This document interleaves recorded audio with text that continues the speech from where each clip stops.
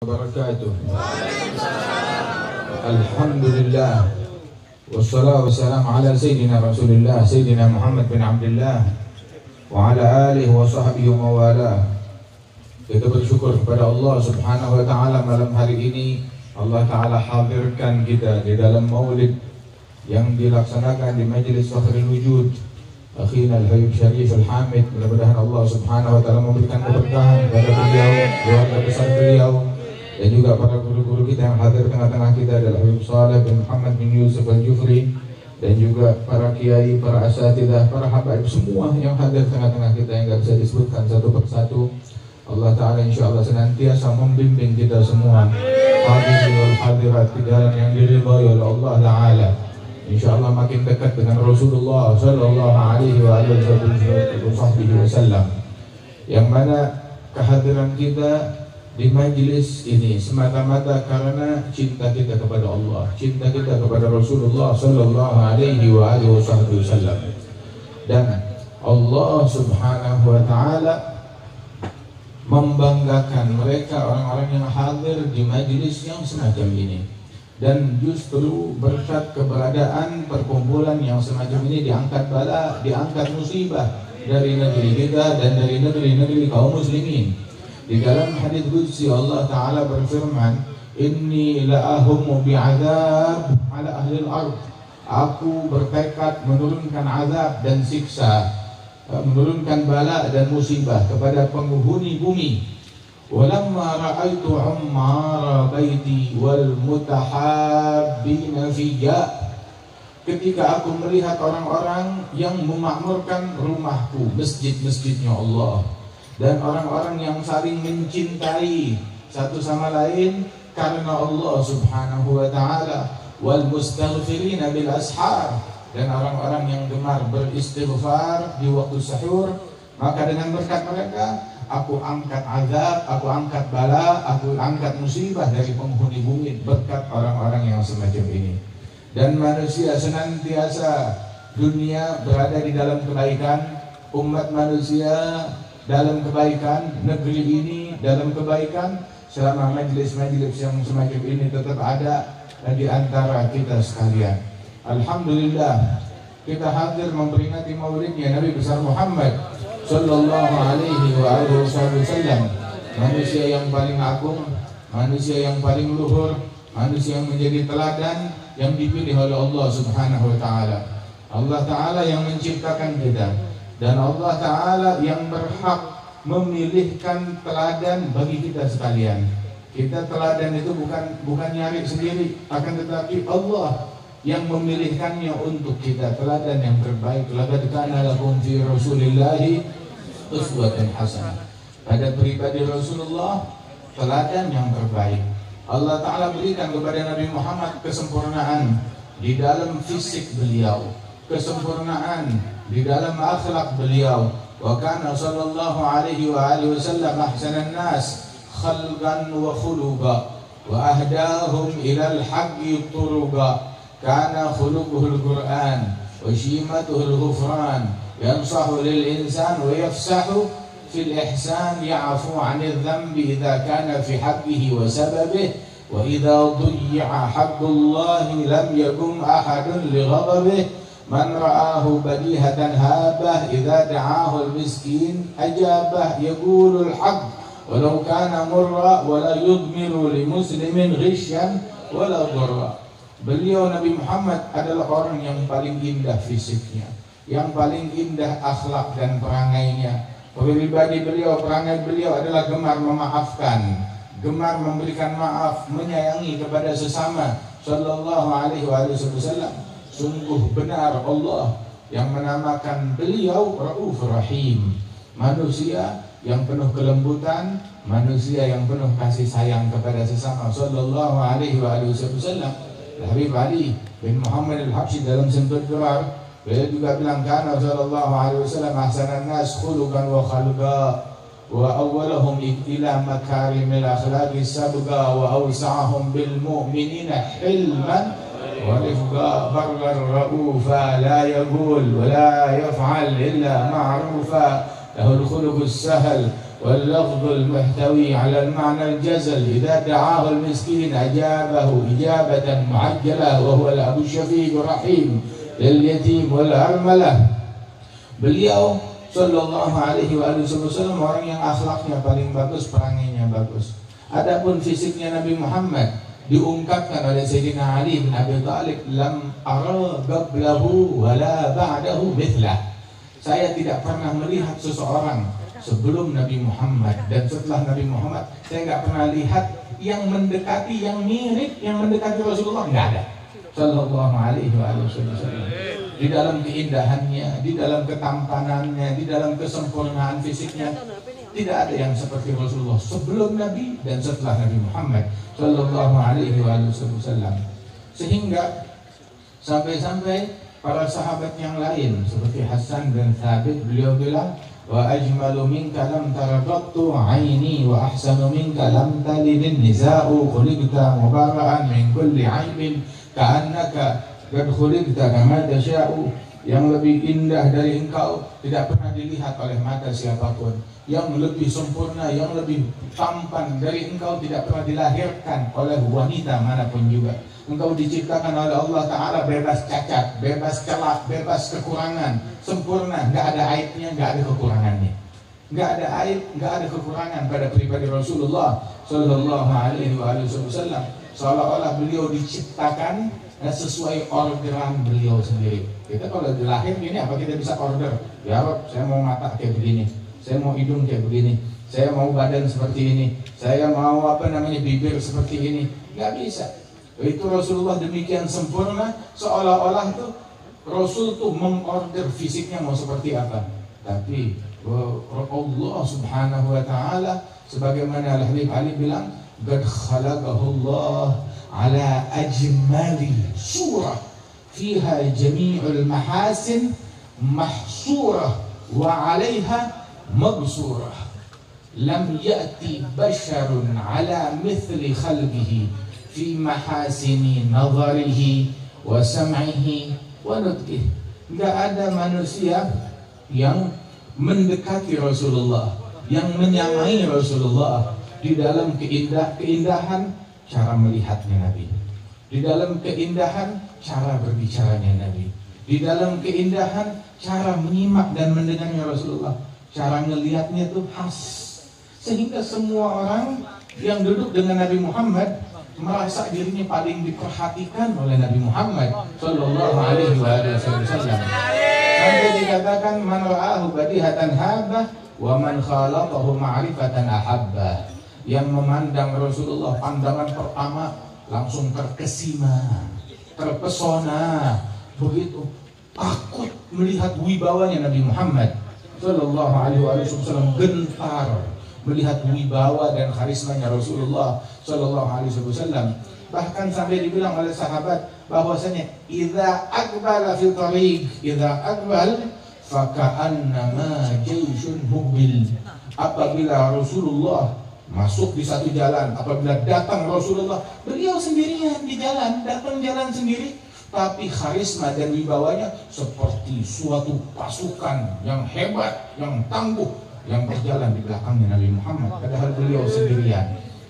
Itu orang melihatnya itu terkesima, terpesona, kagum dan takut, masuk ke dalam hatinya kegentaran, padahal cuma satu pribadi yang berjalan, tapi seolah-olah bagaikan pasukan yang banyak yang datang, yang membuat orang-orang yang melihatnya merasa gentar, merasa sungkan, merasa takut. Sampai diungkapkan oleh Habib Ali lahu ma'asuhulati akhlaqihi al-haibatul qawiyah. Beliau dipanggil sama anak orang miskin, disautin, dijawab. Kalau dipanggil oleh orang miskin, nggak nengok. Dipanggil oleh manusia siapapun, Nabi nggak nengok. Dipanggil dari belakang nggak nengok. Lah terus bagaimana? Katanya penyayang. Iya, Nabi tidak nengok dengan wajahnya, tetapi nengok langsung dengan seluruh badannya. Bukan nengok dengan wajahnya begitu. Lah dipanggil, Nabi nengok dengan seluruh badannya. Siap meluangkan waktu dan segalanya untuk hajat dan keperluan orang tersebut. Sallallahu Alaihi Wasallam. Bahkan anak kecil tidak sungkan untuk datang menyapa Rasulullah, memegang tangannya, minta hajat kepada Rasulullah, pagi dan sore datang kepada Rasulullah bawa air, minta Nabi mencelupkan jarinya atau meminum atau meniup atau meludah di dalam air tersebut, meminta berkahnya Rasulullah Shallallahu Alaihi Wasallam. Itu disebutkan sebagaimana juga pada Bahar dan juga Syifa, disebutkan di situ bahwasanya anak-anak para sahabat itu seringkali pagi dan sore, biasanya itu ada jamnya mereka datang berkunjung di waktu bebasnya Rasulullah. Mereka datang masuk ke rumahnya Nabi, main masuk aja, terus ngelihat di situ ada minuman, ada tempat air, ada kobokan, diminum oleh mereka. Ini berkahnya Nabi Muhammad. Mereka masuk nyelonong minum, ngambil berkah dari Rasulullah Sallallahu Alaihi Wasallam. Luas santun, kalau ketemu orang di jalan, Nabi yang menyapa mereka duluan. Nggak melengos, nggak takabur, nggak merasa dirinya hebat. Begitu, tetapi Nabi yang menyapa, bahkan ketemu anak kecil, Rasulullah yang menyapa anak tersebut. Nggak nunggu disapa, nggak nunggu ditegur, nggak nunggu dipanggil, Nabi yang menyapa mereka. Nabi yang memberi salam kepada mereka. Sallallahu Alaihi Wasallam. Hingga disebut suatu keistimewaan Nabi Muhammad. Kalau ketemu orang, tidak ada yang bisa, yang pernah mendahului memberi salam kepada Rasulullah. Selalu keduluan oleh Nabi Muhammad. Kalau Nabi jalan berpapasan dengan orang, selalu Rasulullah yang terlebih dahulu memberi salam kepada orang tersebut. Sallallahu Alaihi Wasallam. Ketika jalan berpapasan dengan orang, selalu beliau yang menyapa lebih dahulu, yang memberi salam terlebih dahulu. Bahkan ketemu kaum wanita, ketemu orang tua, ketemu anak-anak kecil, Rasulullah yang ngasih salam dan menyapa mereka terlebih dahulu. Dengan segala tawadhu, kerendahan hati, keluasan beliau, keramahan beliau, tapi beliau punya wibawa yang hebat, punya karisma yang besar, yang membuat seorang jagoan pemberani pun gemetaran kalau melihat Rasulullah berhadapan dengan Nabi Muhammad Sallallahu Alaihi Wasallam. Sampai di antara syaja'ah dan keberaniannya Rasulullah, beliau itu dibilang oleh para sahabat, kami persepsi kami orang yang paling berani di antara sahabat di dalam jihad, tahu siapa? Yang paling dekat dengan Nabi Muhammad. Sahabat yang paling pemberani adalah yang paling dekat dengan Nabi Muhammad. Loh, kenapa? Sebab Rasulullah paling dekat sama musuh, paling di depan. Begitu, nggak sembunyi, nggak ngumpet di belakang, nggak kabur. Itu di dalam jihad, beliau dengan keledainya itu berjalan ke depan sambil berkata, ana nabiyyun la kadzib, ana ibnu Abdul Muttalib. Aku nabi, tidak dusta, aku adalah cucunya Abdul Muttalib, kata Rasulullah. Ana nabiyyun la kadzib, ana ibnu Abdul Muttalib, ana nabiyyun la kadzib. Diulang-ulang oleh Rasulullah Sallallahu Alaihi Wasallam sambil memutar tombaknya Sallallahu Alaihi Wasallam. Beliau manusia yang pemberani. Lihat di dalam kalimat ini Rasulullah menunjukkan keberanian dan juga kebanggaan beliau sebagai cucunya Abdul Muttalib. Cucunya Abdul Muttalib. Sungguh rugi, sial, kurang ajar yang bilang kakeknya Nabi di neraka semuanya. Jadi kita nggak rela bapak kita dibilang di neraka, kita nggak rela kakek kita dibilang di neraka. Begitu, apa nggak ada orang lain yang bisa dikafirin kecuali ayahnya Nabi, ibunya Nabi, kakeknya Rasulullah Sallallahu Alaihi Wasallam. Dan padahal mereka adalah orang-orang yang dulu menjalankan agama dari din Hanifiyah, agamanya Nabi Ibrahim ala nabiyina wa alaihi afdhalus shalah wa azka taslim. Alhasil di sini ulama pun juga banyak berpendapat tentang bahwasanya ayah, ibu, kakeknya Rasulullah Sallallahu Alaihi Wasallam bahwasanya hum fil jannah, di surganya Allah Subhanahu Wa Taala. Yang mengatakan mereka min ahlil fitrah, mengatakan mereka dari mengikuti menganut agamanya Sayyidina Ibrahim, din Hanifiyah dan sebagainya dan sebagainya. Namun Rasul Sallallahu Alaihi Wasallam membanggakan kakek beliau Abdul Muttalib. Bahkan di antara syair yang diucapkan oleh Abdul Muttalib dan juga diucapkan oleh Abu Talib dan dari keluarganya Nabi Muhammad Sallallahu Alaihi Wasallam, itu di antara syair mereka, tahu apa? Wa abyadha yustasgal ghamamu biwajhihi thimalul yatama ismatun lil aramili. Masya Allah, wajah yang putih bercahaya. Itu wajah tersebut ya, waktu masih bayi kalau dihadapkan, ditengadahkan ke langit yang lagi kemarau, maka langsung kumpul awan, awan berkumpul dan langsung turun hujan. Ini syairnya Abdul Muttalib dan juga apa yang disampaikan oleh Abu Talib begitu. Wajah yang putih bersih begitu. Kalau ini wajah kita lagi kemarau, paceklik mendekat ke Ka'bah, itu wajah dihadapkan ke langit, langsung awan ngumpul, turun hujan. Berkali-kali dicoba oleh mereka, mujarab, teruji. Abyad yustasqal ghamam biwajhi thimalul yatama, yang menjadi rumah rujukan bagi anak-anak yatim, yang melindungi janda-janda yang lemah. Sallallahu alaihi wasallam. Namun beliau orang sebagaimana dikatakan oleh Syekh Abdul Rahman Ad-Daibai dan juga disebutkan oleh para sahabat-sahabat Rasulullah yang lain, bahwasanya Rasulullah adalah pertama orang menatap Nabi Muhammad langsung takut, gentar melihat wibawa dan karismanya Nabi. Tapi begitu udah duduk dengan Rasulullah, ngelihat Rasulullah, mendengar Rasulullah, langsung jatuh cinta kepada Nabi besar Muhammad sallallahu alaihi wasallam. Langsung jatuh cinta kepada Rasulullah. Semua sahabat semuanya cinta kepada Nabi Muhammad. Tidak ada satupun yang nggak cinta kepada Rasulullah. Sampai diakui oleh kawan dan lawan. Mereka bilang, ma ra'aitu ahadan yuhibbu ahada ka ashabi Muhammadin yuhibbu Muhammadan. Aku nggak pernah lihat seseorang cinta kepada orang lain seperti sahabat-sahabat Nabi Muhammad mencintai Nabi besar Muhammad sallallahu alaihi wasallam. Di antara cintanya para sahabat, fil Bukhari disebutkan, kadu yabtatiluna ala wudu'ih. Mereka berlomba-lomba, berebutan, berdesak-desakan, berebut ngapain? Ngambil sisa air wudunya Rasulullah. Nabi kalau wudu, itu air wudunya itu nggak jatuh ke tanah, ditadangin dengan baskom. Ya, kemudian begitu Nabi berdiri, sahabat berebutan ngambil sisa air wudunya Rasulullah yang menetes dari tubuhnya Nabi Muhammad, ditadangi di bawah, itu yang diambil oleh para sahabat. Dan mereka berebutan. Dan yang tidak kebagian dari air wudhunya Nabi Muhammad, ya saya nggak kebagian. Dia ngambil ngusap dari basahan yang melekat di tubuh temannya, di tangan temannya. Lihat tangan temannya basah, kamu kebagian. Diambil basahannya, diusap ke wajahnya dan dadanya. Ngambil berkah dari Rasulullah Shallallahu Alaihi Wasallam. Kalau ada yang bilang itu bid'ah, ya nggak apa-apa. Kita ngikutin sahabat Rasulullah. Ya, kalau di dunia ini orang yang paling ngerti sunnah adalah para sahabat. Kalau sahabat nggak ngerti sunnah, maka nggak ada yang ngerti sunnah.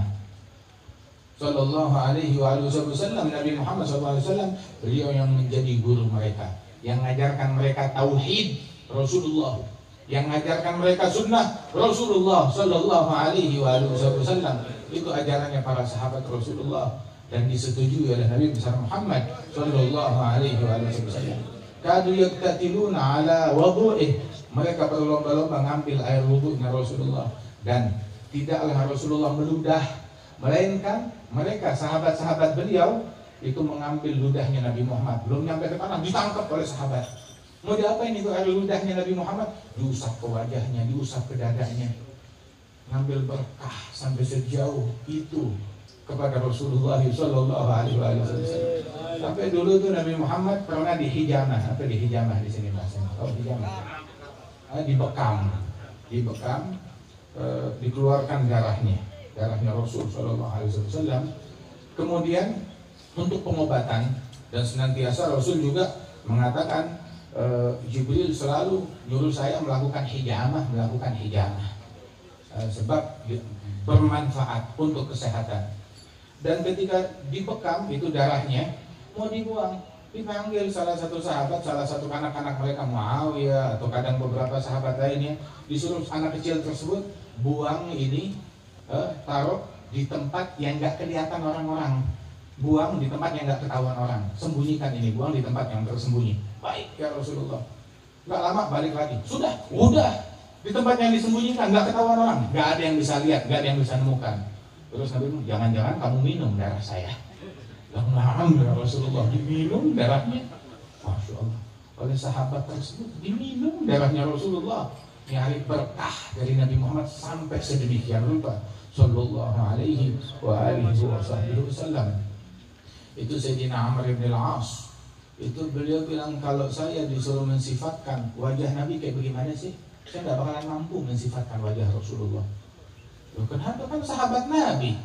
Suruh ceritain wajah Nabi Muhammad kayak bagaimana, saya nggak bisa ceritain. Kenapa nggak bisa? Nggak mau. Bukan nggak mau, nggak bisa. Saking saya tuh memandang Nabi Muhammad curi-curi pandang, takut berpapasan langsung dengan matanya Rasulullah. Jadi disuruh ceritain wajahnya Nabi, saya nggak tahu seperti apa. Kita mau natapnya itu ketakutan melihat wajahnya Rasulullah. Itu kalau di majelis yang berani bicara langsung dialog dengan Rasulullah, Syekhan, Sayyidina Abu Bakar, Sayyidina Umar, gitu. Sayyidina Abu Bakar, Sayyidina Umar, kebanyakan mereka. Nah terus di dalam sejarah guru kami mengatakan bahwasanya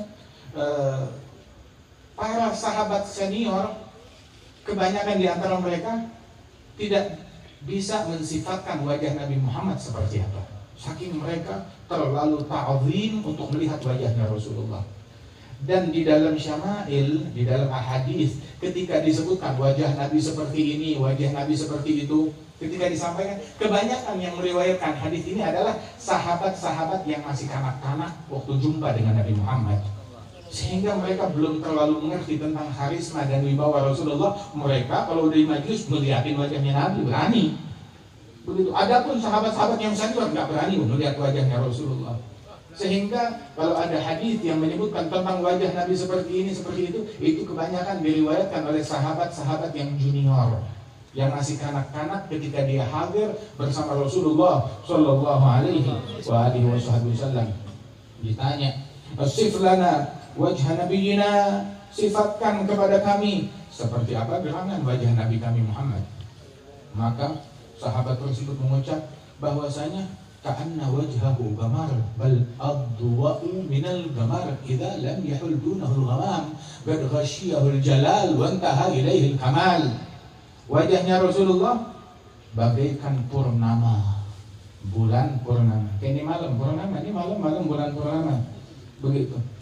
Dan wajahnya Rasulullah lebih terang daripada bulan purnama. Sampai itu penyair bilang, Habibun, sang kekasih, ya gharul badru min husni wajhi tahayyaratil albab fi wasfi ma'nahu. Beliau Nabi Muhammad adalah kekasih, kecintaan. Bulan purnama yang demikian indah, yang demikian bercahaya, cemburu dengan wajahnya Nabi Muhammad. Bulan kan udah indah, udah sempurna, udah bagus. Itu segala kecantikan, ketampanan, keindahan dimisalkan seperti bulan. Tapi bulan yang dibilang standar daripada kecantikan, ketampanan, keindahan, selalu dijadikan percontohan untuk permisalan akan ketampanan, keindahan, kecantikan, itu bulan ya cemburu dengan wajahnya Rasulullah Shallallahu Alaihi Wasallam. Dan para cendekiawan dibikin heran, bingung, kehabisan kata-kata kalau disuruh mensifatkan seperti apa wajahnya Nabi Muhammad, keindahannya Rasulullah Shallallahu Alaihi Wasallam. Sampai dikatakan di dalam syair yang lain oleh para pujangga, oleh para penyair, oleh para pecinta terhadap Rasulullah Shallallahu Alaihi Wasallam, "Falau ahdas sana lil badri 'inda tamamihi lam yukhsafi wa 'ala tafannuni wasifihi liwasfihi yafna az-zaman wa fihi ma lam yusafi." Seandainya sedikit keindahan Rasulullah, sedikit aja dipinjamkan sedikit untuk bulan, maka itu bulan cahayanya bakal lebih terang daripada matahari, nggak bakal terhijab oleh apapun. Malam lebih terang daripada siang. Kenapa? Kalau bulan dipinjamkan sedikit daripada cahayanya Rasulullah Shallallahu Alaihi Wasallam. Dan sehebat-hebatnya orang memuji Nabi Muhammad, sampai pagi juga nggak bakalan habis kita memuji Rasulullah. Berlalu semua orang, 1000 orang, 1 juta orang, 1 miliar orang, semuanya memuji Nabi Muhammad. Seandainya semua manusia, jin, semuanya memuji Rasulullah, menceritakan kemuliaan, kehebatan, keindahan Rasulullah. Berlalu sebulan, setahun, 100 tahun, 1000 tahun. Berlalu umur, berlalu zaman, berlalu masa, habis zaman, habis waktu, belum habis keindahan Nabi untuk diceritakan. Sallallahu alaihi wasallam. Ya bakhtana bin Nabi, ya bakhtana bi Rasul. Beruntung kita dengan Nabi Muhammad. Beruntung kita dengan Rasul yang paling agung, yang paling mulia. Dengan berkat Rasulullah kita menjadi umat yang paling mulia, menjadi umat yang paling istimewa berkat Nabi kita, Nabi Muhammad sallallahu alaihi wasallam. Nabi bilang, ana hadzukum minal rusul wa antum hadzi minal umam. Aku menjadi jatah kalian dari para rasul. Dari sekian para nabi dan rasul, jatahnya kita, nasibnya kita dapat nabi yang terbaik, Nabi Muhammad sallallahu alaihi wasallam. Dan dari sekian umat, jatahnya Nabi Muhammad dapatnya kita sebagai umat. Kita jadi umatnya Rasulullah sallallahu alaihi wasallam. Beruntung kita punya nabi yang paling hebat. Alhamdulillah, beruntung kita menjadi umatnya Rasulullah sallallahu alaihi wasallam. Mudah-mudahan kita tidak kehilangan keanggotaan, tidak kehilangan keanggotaan dari umatnya Nabi Muhammad. Kehilangan keanggotaan organisasi, masa bodoh? Biarin, nggak apa-apa. Kehilangan keanggotaan organisasi, biarin, ambil tuh keanggotaan. Kehilangan keanggotaan partai, ambil itu semuanya. Begitu. Kehilangan keanggotaan dari negeri, dari ini, dari itu, nggak jadi masalah. Begitu. Tapi jangan sampai kita kehilangan keanggotaan kita dari umat Rasulullah sallallahu alaihi wasallam. Jangan sampai kita kehilangan, nggak diaku oleh Nabi Muhammad sebagai umatnya, diusir dari umatnya Rasulullah sallallahu alaihi wasallam. Jangan sampai itu terjadi. Jaga. Ini keistimewaan yang Allah Ta'ala telah berikan kepada kita. Kita jaga, agungkan Nabi ini, muliakan Nabi ini, cintai Nabi besar Muhammad, dan teladani dan ikuti syariatnya Rasulullah. Kita jalankan syariatnya Nabi Muhammad. Kalau kita bicara tentang fisiknya Nabi Muhammad, kita disuruh teladanin Nabi. Neladanin fisiknya Nabi nggak bisa. Nabi wajahnya sempurna, wajah kita pas-pasan. Wajah kita pas-pasan, Nabi wajahnya sempurna, pas-pasan wajahnya kita. Fisiknya sempurna, fisiknya kita begini. Fisiknya Nabi sempurna, fisik kita begini. Kalau kita mau meneladani mukjizatnya Rasulullah, kita nggak bisa meneladani mukjizatnya Nabi Muhammad. Air memancar dari sela-sela jari-jari dari jemari Nabi Muhammad, memancar air. Wa arwa jaishan, membuat pasukan itu hilang dahaga mereka. Mereka minum, mereka wudhu, mereka mandi dari air yang memancar dari sela-sela jari Nabi besar Muhammad sallallahu alaihi wasallam. Kita nggak bisa mencontoh hal yang demikian. Itu satu kali sahabat ikut bersama Rasulullah dalam satu perjalanan. Ada ratusan orang jumlah mereka. Terus sudah begitu, Nabi bilang, bawain sini air wudhu, kita wudhu, mau sholat. Dibawain air satu mangkok kecil. Nabi ngelihat, ada lagi gak air? Ya Rasulullah, ini satu pasukan, satu peleton, satu kompini, satu pasukan. Air cuma ada itu doang di mangkok itu. Yang dipakai, mau dipakai buat minum kah, buat wudhu kah, buat mandi kah, buat cuma itu satu mangkok itu, sisa udah gak ada lagi. Maka Rasul sallallahu alaihi wasallam melihat hal yang demikian, dan kami kehausan ya Rasulullah. Orang nggak ada kesempatan untuk nggak punya air untuk berwudu, nggak punya air untuk minum bahkan. Maka Rasul memasukkan telapak tangannya ke mata. Begitu dia disembelih, hati kambingnya dipanggang. Terus setelah dipanggang, diserahkan ke Nabi Muhammad. Terus diiris oleh Rasulullah. Satu iris, diiris, dipotong kecil-kecil, diiris. Itu tidak ada satupun yang hadir di majelis, melainkan semua kebagian irisan dari hati kambing. Hati kambing itu berapa banyak sih? 10 kilo hati kambing. Kecil hati kambing. Tapi semua yang hadir kebagian irisan dari hati kambing yang sudah dimakan, yang sudah dipanggang dan dibakar tersebut. Semua kebagian dan memakannya di majelis. Terus dagingnya dibagi-bagi kepada sahabat. Itu sahabat yang hadir lebih kurang antara 70 sampai 150 orang. 100 orang lebih yang hadir. Itu semuanya dapat kebagian irisan hati kambing, 100 orang. Dan mereka pulang ke rumah mereka memikul daging kambing, itu dipikul naik ontak mereka. Masya Allah, ini daging kambing apa daging gajah ini? Masya Allah, berkahnya Rasulullah Sallallahu Alaihi Wasallam. Itu waktu perang Khandaq datang Sayyidina Abu Bakar, dia keluarkan dari ikat pinggangnya satu batu. Ya Rasulullah, ini satu batu. Maksudnya apa? Diganjel perutnya dengan ikatan-ikat pinggang itu, dibuka ada satu batu. Satu hari 24 jam lebih sebelum makan. Sayyidina Umar juga ngeluarin satu batu juga belum makan. Rasulullah mengeluarkan 2 batu. Kalau saya 2 hari belum makan, kata Rasulullah. 2 hari belum makan. Sallallahu Alaihi Wasallam. Beliau sahabat semuanya berjuang letih, dan Rasulullah yang paling letih. Semua sahabat merasakan kesusahan dan perjuangan, dan Rasulullah yang paling susah Sallallahu Alaihi Wasallam. Dan beliau ikut menderita bersama-sama dengan para sahabat beliau. Sampai sahabat sehari belum makan, Nabi bilang saya 2 hari belum makan. Sayyidina Jabir melihat begitu nangis. Dia pamit, ya Rasulullah, izin saya mau pulang sebentar ke rumah. Pulang ke rumahnya, datang kepada istrinya. Dia bilang, wahai istriku, aku lihat wajahnya Rasulullah lemes, kurang makan. Ada gak yang kita punya? Coba cari, kita punya makanan apa? Sebab sahabat juga lagi kesusahan.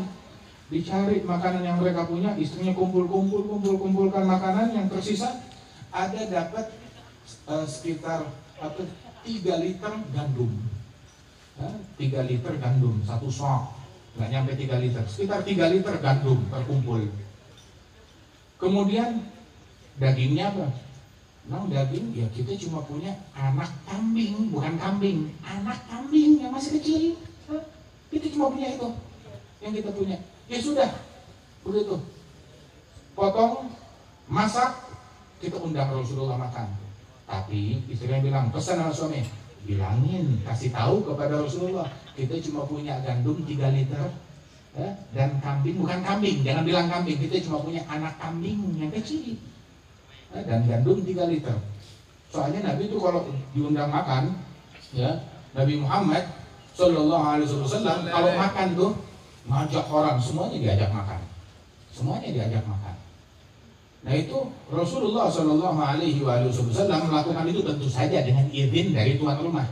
Nah ini Jabir istrinya bilang, kasih tahu Rasulullah apa yang kita punya. Okay. Jadi nggak malu-maluin kalau Nabi Muhammad ngajak orang, paling yang diajak 2 orang, 3 orang. Lebih dari itu nggak bakalan cukup. Akhirnya Jabir berbisik, ya Rasulullah, ntar siang makan siang di rumah saya. Saya ada anak kambing dan juga 3 liter gandum dimasak. Baik, kata Rasulullah. Ntar siang, baik, ntar siang ingetin. Begitu siang hari datang Jabir, ya Rasulullah, udah siap waktunya. Terus Nabi bilang, umumkan ke sahabat kita makan siang semuanya di rumahnya Jabir. Ini pasukan yang lagi kerja bakti, mayoritas 1 hari belum makan, 24 jam belum makan. Kita makan siang di rumahnya Jabir. Yang udah makan pun juga makannya itu masih lapar, habis makan masih kelaparan. Saking kesulitan yang menderita mereka, yang dirasakan dalam mereka. Akhirnya Nabi bilang, Jabir, pulang ke rumah, itu panci jangan dibuka dulu, ya, biarin.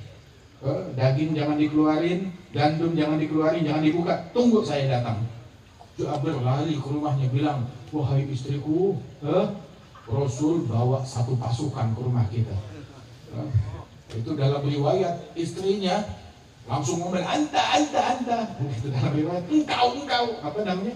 Ya, di kitab nggak disebut istrinya ngomong apaan, ya. Cuma anta kada. Artinya ya udah kita paham dah, ngoceh itu perempuan bahasa Betawinya. Dia ngerocos bicara, ngomelin suaminya. Kamu mau bikin malu, bikin ini. Dia ngomel kepada istrinya, bilang, Rasul yang nyuruh, Rasul yang bawa. Kata Rasulullah, jangan dibuka tuh panci. Oh ya udah. Ini sahabat udah ngumpul di luar. Gak lama datang Rasulullah langsung masuk ke dalam rumah. Terus itu panci dibacain, ditiup oleh Nabi Muhammad Sallallahu Alaihi Wasallam. Kemudian dipersilakan, ayo hidangkan, ambil gandumnya, ambil daging, suruh masuk 10 orang. 10 orang masuk makan, 10 orang lagi masuk makan, habis makan keluar, 10 masuk setelah makan keluar, masuk ngambil makanan keluar, begitu terus semuanya sampai semuanya selesai. Begitu. Ketika dibuka, itu panci masih utuh, gandumnya nggak berkurang, dagingnya nggak berkurang. Jabir ditanya, kam kuntum, memang jumlah kalian itu pasukan jumlahnya berapa yang makan di rumah kamu? Kunna alfu khamsamiyah, jumlah kami 1.500 orang. 1.500 orang. Ini enak kan gitu kalau bikin maulid, masak nasi 3 liter, ya, begitu.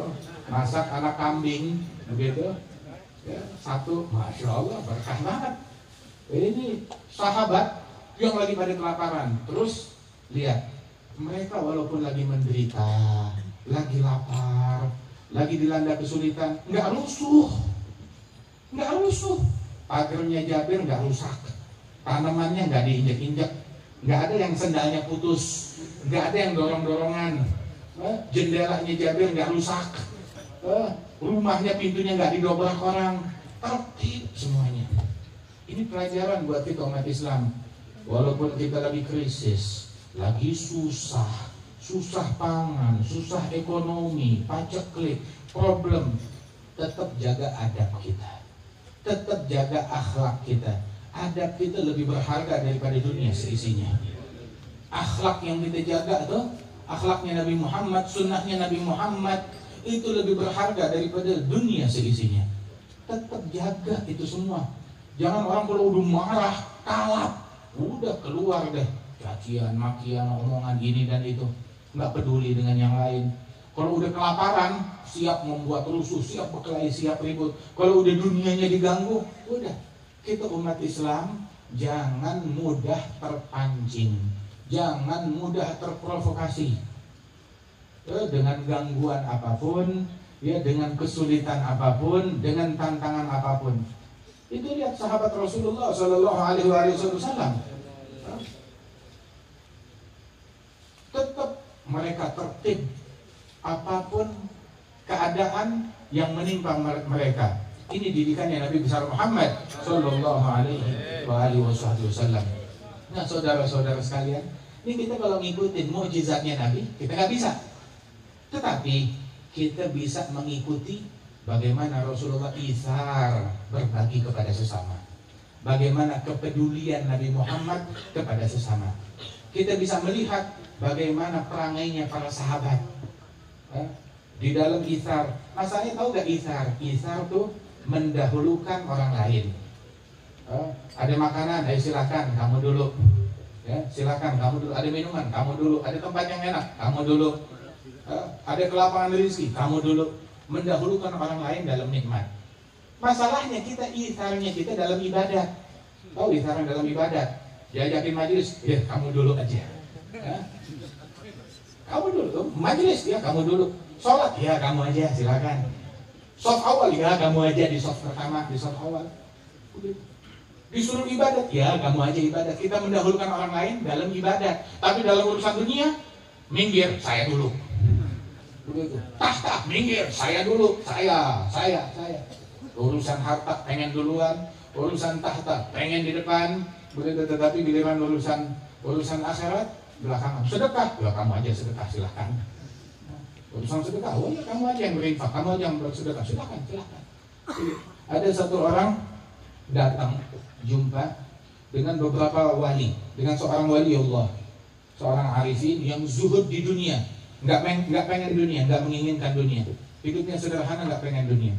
Dipuji oleh orang yang berziarah, Masya Allah ya Syekh, kamu ini betul-betul orang yang sangat zuhud, nggak doyan dunia, kamu orang yang sangat zuhud. Itu Syekh bilang, lah saya kalah zuhud dengan kamu lebih zuhud dari saya. Nah, astagfirullah, saya ini bukan orang yang zuhud. Oh Syekh, Oh, Ustaz, lebih zuhud dong. Kamu wali. Begitu. Bilang, enggak. Saya nih yang kamu lihat saya zuhud dunia, saya masih kalah dengan zuhudnya kamu. Kamu lebih zuhud dari saya. Sebab saya, nih Ustaz ini bilang, Syekh ini bilang, saya zuhudnya sama dunia. Dunia nggak ada harganya. Ya. Dunia di mata Allah lebih hina daripada selembar sayap nyamuk di mata manusia. Hartanya tahtanya. Ya. Saya zuhudnya sama dunia yang hina, yang nggak ada harganya di mata Allah. Kamu zuhudnya sama surga, nggak kepengen surga, nggak kepengen akhirat, nggak kepengen istana-istana di surga. Ya kalau saya sih zuhud sama harta, zuhud sama tahta, zuhud sama dunia yang fana, yang kecil hanya seperti sayap nyamuk. Tapi kamu zuhudnya lebih hebat dari saya. Kamu zuhudnya nggak kepengen surga, nggak kepengen istana, nggak kepengen ampunan Allah Taala. Kalah orang-orang zuhudnya dengan kamu. Itu teguran bagi orang tersebut, teguran bagi dia. Di dunia yang direbutin orang, yang diributkan oleh manusia, yang orang-orang berlomba-lomba mencarinya, mengejarnya, begitu. Yang gara-garanya orang berkelahi, bersengketa, ribut di dalamnya, memutuskan silaturahmi, rela durhaka, rela berucap kata-kata yang kotor, rela mendengki, rela membenci. Itu di mata Allah Ta'ala lebih hina dari selembar sayap nyamuk. Allah sejak menciptakan dunia itu dunia nggak dilirik oleh Allah Ta'ala, nggak dilirik, dilaknat oleh Allah Subhanahu Wa Ta'ala dunia dan isinya, kecuali illa zikrullah wa mawalah, zikir kepada Allah dan yang memfasilitasi terlaksananya zikir tersebut, alim atau muta'alim atau zikir. Lain daripada itu dilaknat, terusir dari rahmat Allah Ta'ala, nggak dipandang, nggak dilirik oleh Allah Subhanahu Wa Ta'ala. Lebih hina dari selembar sayap nyamuk. Lau kana di dunia ta'dilu indallah janah ba'udah ma saga kafiran minha syarbata ma.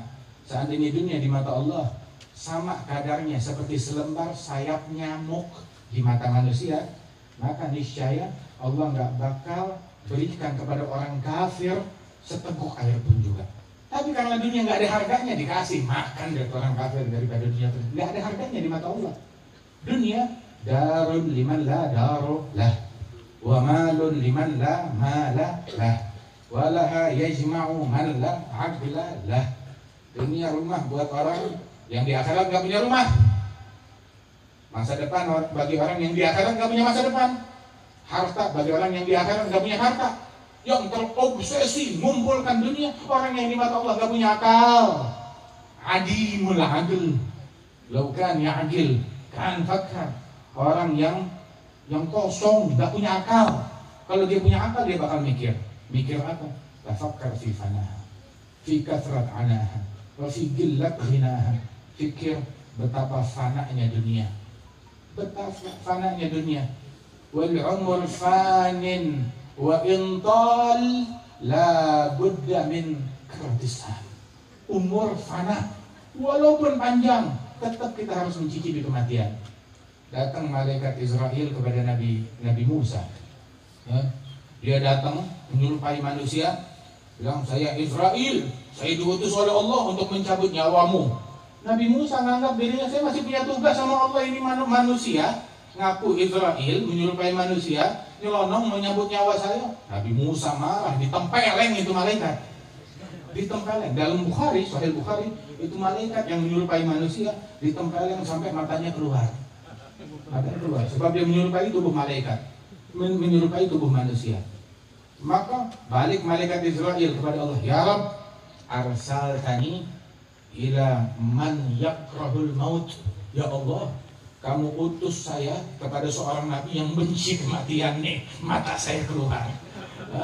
Digampar sama Nabi Musa. Nabi Musa, Masya Allah, luar biasa. Maka Allah Ta'ala suruh balik lagi. Kali ini kamu balik, izin dulu, jangan langsung nyelonong bilang saya mau cabut nyawa. Ini Nabi Musa, bukan sembarang orang. Izin dulu. Terus datang kepada dia, bawa ini sapi. Datang kepada Nabi Musa dengan membawa sapi yang besar. Dalam riwayat kambing yang besar dibawa, berbulu. Terus bilang, saya malaikat Israel, kali ini saya datang, saya izin dulu. Bilang, iya, kenapa? Udah tenang Nabi Musa. Bilang, Allah Ta'ala nyuruh saya datang kepada engkau sambil bawa ini sapi atau ini kambing. Terus Allah Ta'ala bilang, usapkan tanganmu ke tubuh kambing ini. Setiap lembaran rambut, setiap lembaran bulu yang tersentuh oleh telapak tanganmu, ditambahkan umurmu 1 tahun. Masya Allah. Itu sekali ngusap bisa berapa ribu. Pokoknya setiap lembar yang tersentuh tanganmu, ditambahkan umurmu 1 tahun. Oh, terus Nabi Musa cuma cerdas, dia pikir. Dia bilang, "Summa mada?" Oke. Setiap 1 lembar nambah 1 tahun. Kalau misalkan 1000 lembar, 2000 lembar, 3000 lembar, 10.000 lembar, udah gitu apa? Setelahnya apa? Sumal maut. Kalau itu sudah habis semuanya, kemudian mati. Ujung-ujungnya tetap mati. Mau umur kita 100 tahun, 200 tahun, 1000 tahun, 2000 tahun, mati. Setelahnya udah habis, mati semuanya. Terus Nabi Musa bilang, "Idzan faminal an." Kalau emang mesti ujung-ujungnya mati juga, ya udah sekarang deh, katanya Nabi Musa. Ala nabiyina alaihi afdhalus shalah wa azka taslim. Nah itu ujung-ujungnya dunia meninggal.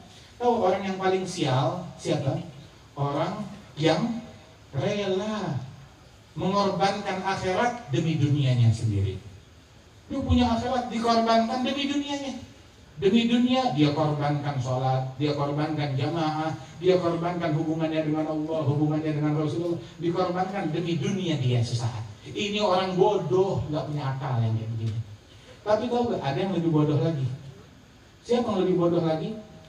Yang lebih bodoh lagi adalah yang demi dunianya orang lain, dia yang korban akhirat. Demi dunianya orang lain, dia yang korbankan sorga. Dia yang berkorban hubungan dengan Allah. Dia yang berkorban hubungan dengan Rasulullah. Rela hubungannya hilang, hancur, kehilangan sorga, kehilangan ampunan, kehilangan ridha, kehilangan sholat. Begitu. Demi bukan dunianya dia, demi dunianya orang lain, demi suksesnya orang lain, demi tahtanya orang. Tahtanya bukan buat dia, buat orang lain. Tapi dia yang ketinggalan sholat jamaah, dia yang mendengki, dia yang saling membenci, dia yang hatinya jadi kotor, dia yang putus silaturahmi, begitu. Dia yang ketinggalan sholat, dia yang ketinggalan majlis taklim. Andaikan demi mencapai tahta, bukan buat tahta 5 tahun, demi mencapai tahta bukan untuk kelas kabupaten, kota madya, atau provinsi, atau negara. Tahta meraih menjadi bukan presiden, menjadi pemimpin dunia seisinya. Dan bukan 5 tahun, 5.000 tahun. Tapi ketinggalan 1 sholat jamaah, sial. Apalagi cuma buat masa dalam waktu yang sebentar. Kalau beruntung dia dapat 5 tahun, kalau nggak ditangkap sama KPK, begitu. Atau nggak keburu mati, entah karena corona, entah karena apa dia mati, begitu. Kalau beruntung 5 tahun, begitu. Akan tetapi dia kehilangan bukan cuma sholat jamaah, atau sholat fardu ketinggalan, atau sholat subuh kebablasan. Kehilangan majelis, kehilangan taat, kehilangan hubungan dengan Allah Ta'ala. Ya, ini waktunya kita balik. Ini maulid diadakan untuk menolak bala, untuk menolak musibah, untuk memperbaharui hubungan kita dengan Allah, dengan Rasulullah Sallallahu Alaihi Wasallam. Ya, ini maulid, insya Allah ini maulid sukses apa enggak majelis maulid ini? Sukses. Apa suksesnya apa? Suksesnya apa? Suksesnya maulid ini adalah ntar malam kita tahajud bangun malam. Kalau ntar malam kita bangun malam tahajud, walaupun 15 menit sebelum subuh kita bangun, berarti wah ini berkat maulid, itu maulid sukses, bikin kita jadi semangat bangun malam, membuat kita semangat sholat jamaah. Maulid tapi nggak sholat jamaah. Ada orang bikin maulid, bikin haul, bikin majelis, udah gitu subuhnya telat. Kenapa? Capek jadi panitia semalam. Jadilah kita mau sesuatu yang sukses, membuat kita makin bakti kepada orang tua, makin silaturahmi, makin baik hubungan kita kepada sesama, begitu. Makin bersih hati kita, makin takwa, makin santun mulut kita, makin terjaga mata kita dari hal yang diharamkan oleh Allah Subhanahu Wa Taala. Kaum wanita kita makin tutup aurat, Itu Nabi Muhammad SAW itu ngajarin batasan antara laki dengan perempuan. Tahu? Nabi lam tamas yaduhu yadam ra'atin ajnabiyah got. Nabi tangannya nggak pernah sentuhan dengan wanita yang bukan muhrim. Tangan beliau nggak pernah sentuhan dengan yang bukan muhrim. Nah terus kalau ada perempuan masuk Islam bagaimana? Ini kan darurat, masuk Islam dia. Nggak salaman dengan Nabi Muhammad.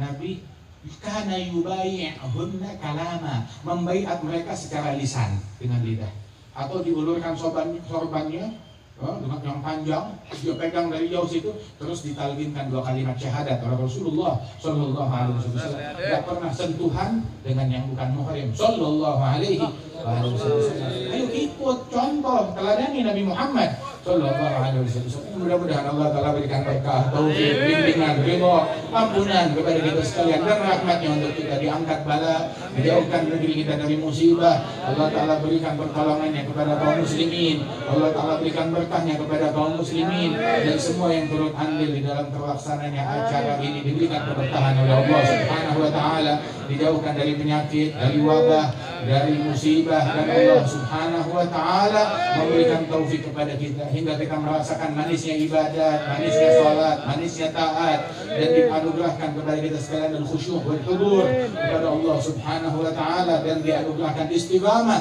hingga kita meninggal dunia dalam husnul khatimah. Amin ya rabbal alamin. اللهم اجعل جمعنا هذا جمعا مرحوما تفرقنا من بعده تفرقا معصوما لا تجعل فينا ولا منا ولا معنا شقيا ولا محروما يا من وفق أهل الخير للخير وأعانهم عليه وفقنا للخير وأعنا عليه برحمتك يا أرحم الراحمين.